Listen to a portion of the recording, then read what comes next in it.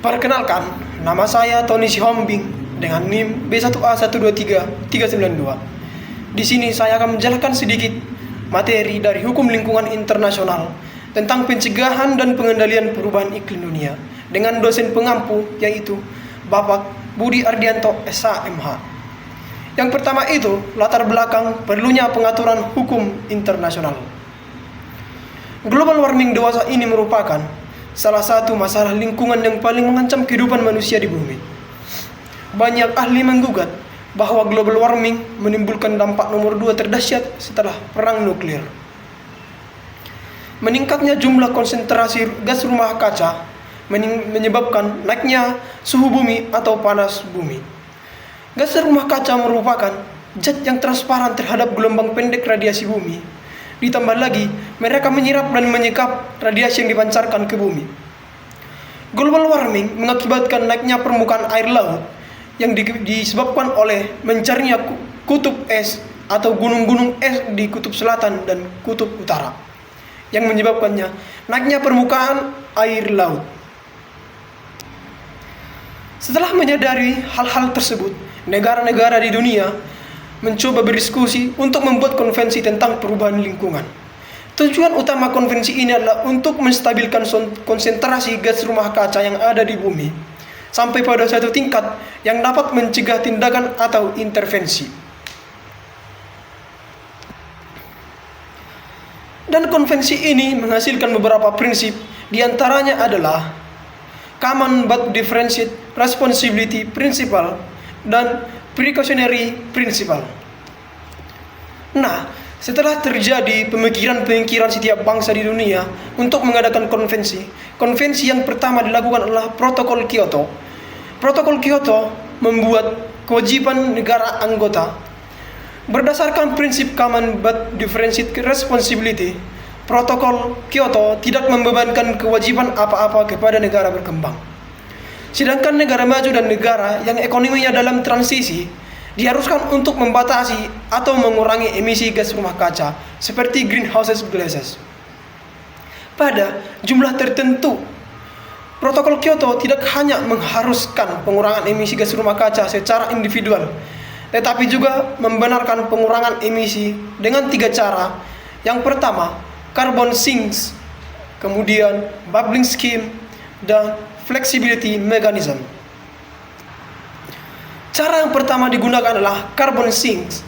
Protokol Kyoto mengizinkan negara-negara Annex B memasukkan kegiatan-kegiatan penanaman hutan atau afforestation dan penanaman kembali atau reforestation. Sebagai contoh, carbon sinks. Istilah carbon sinks berarti kawasan atau daerah yang secara alami menyerap gas-gas rumah kaca seperti kawasan hutan yang menyerap karbon dioksida dari atmosfer. Cara yang kedua, bubbling scheme. Dengan menggunakan bubbling scheme, negara-negara anggota Eropa bersatu berbagi sesama mereka kewajiban untuk mengurangi emisi hingga sebesar 8%. Sehingga negara-negara tertentu melakukan pengurangan cukup besar, sementara negara lain diperbolehkan untuk meningkatkan emisinya. Kepatuhan terhadap regulator measures yang ditetapkan dalam protokol diukur dengan suatu standar tanggung jawab bersama. Penerapan bubbling scheme menurut disiplin tinggi dari negara emisi anggota Union dalam memenuhi kewajiban mereka. Karena jika suatu negara memenuhi target, secara otomatis akan menjadi keberhasilan bagi negara lainnya. Dan jika suatu negara gagal dan menjalankan tugasnya, maka negara lain di Eropa juga akan gagal dalam tugas tersebut. Kemudian cara ketiga yaitu flexibility mechanism.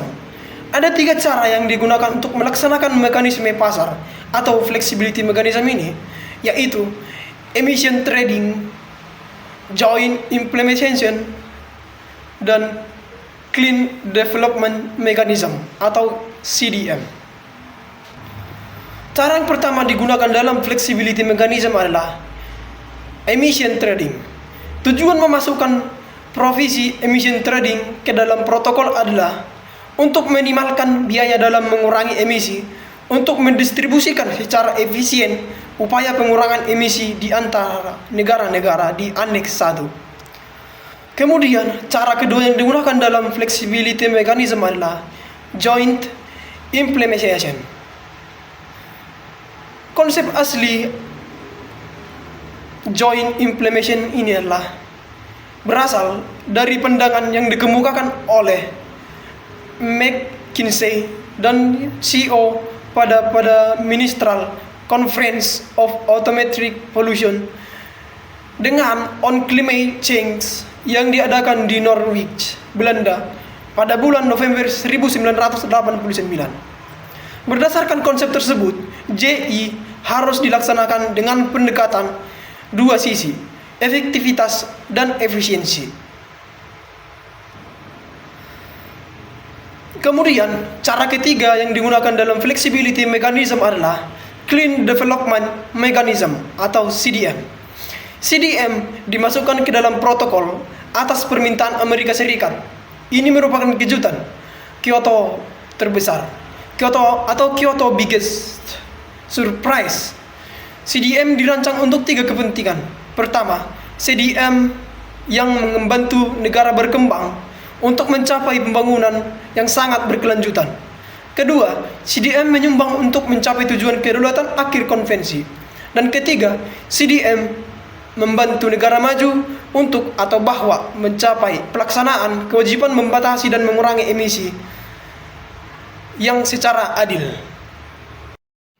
Kemudian, protokol Kyoto juga menghasilkan kewajiban pelapor. Protokol Kyoto mewajibkan negara-negara Aneks 1 untuk mengonfirmasikan ke dalam laporan tahunannya atau annual inventor.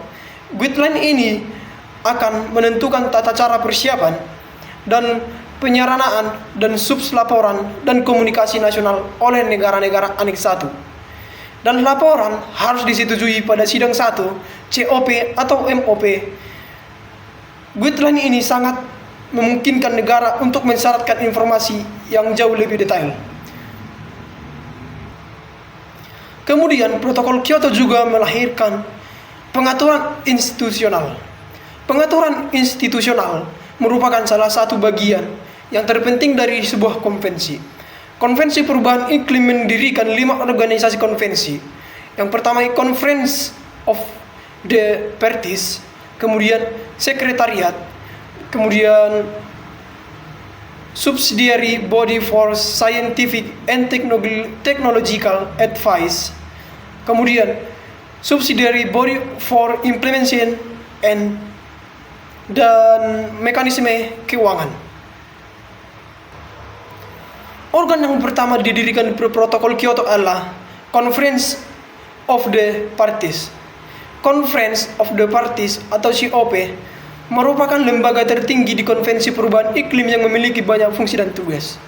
Tugas utama COP adalah untuk memastikan pelaksanaan konvensi secara efektif dengan meninjau ulang secara reguler pelaksanaan konvensi oleh negara anggota dan membuat keputusan-keputusan untuk mempromosikan penerapan konvensi perubahan iklim yang efektif.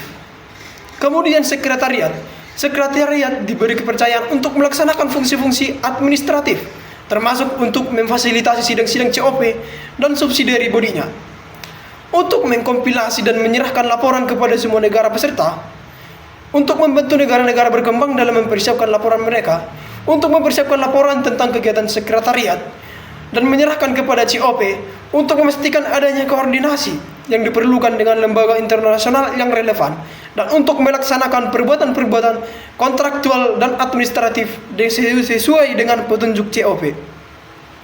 Kemudian organ yang ketiga yaitu Subsidiary Body for Scientific and Technological Advice atau sering disebut dengan SUBSTA. SUBSTA merupakan lembaga antar pemerintah yang terdiri dari wakil untuk kepala wakil yang kompeten dalam bidang keahlian yang relevan. Tugas ini harus utama SUBSTA adalah untuk menganalisis hal-hal saintifik yang bersifat dan berhubungan dengan perubahan iklim dan dampak dari peraturan-peraturan yang dibuat untuk menerapkan konvensi perubahan iklim dan menyerahkan laporannya kepada COP dan subsidiary bodinya. Kemudian organ yang keempat adalah Subsidiary Body for Implementation atau SUBIM. Subsidiary Body for Implementation diberi tugas untuk menganalisis akibat menyeluruh dari langkah-langkah yang diambil oleh pihak dan untuk mempertimbangkan laporan-laporan negara-negara maju agar dapat membantu COP dalam mempelajari apakah kewajiban-kewajibannya. Kemudian organ yang terakhir adalah mekanisme keuangan. Mekanisme ini mengharuskan negara-negara ANIS 1 untuk menyediakan sumber keuangan termasuk biaya untuk ahli teknologi yang dibutuhkan oleh peserta negara berkembang untuk membiayai semua pengeluaran yang disetujui guna melaksanakan angka-angka pengurangan dan membiayai dan disetujui antar sebuah negara berkembang. Dan mekanisme keuangan ini harus disetujui antar sebuah negara berkembang, merupakan perwakilan yang adil dan seimbang dari semua peserta dengan sistem pemerintahan yang transparan. Tapi sayangnya protokol Kyoto tidak mengatur tentang mekanisme keuangan yang permanen. Nah, demikianlah materi yang dapat saya sampaikan pada waktu ini. Sekian dan terima kasih.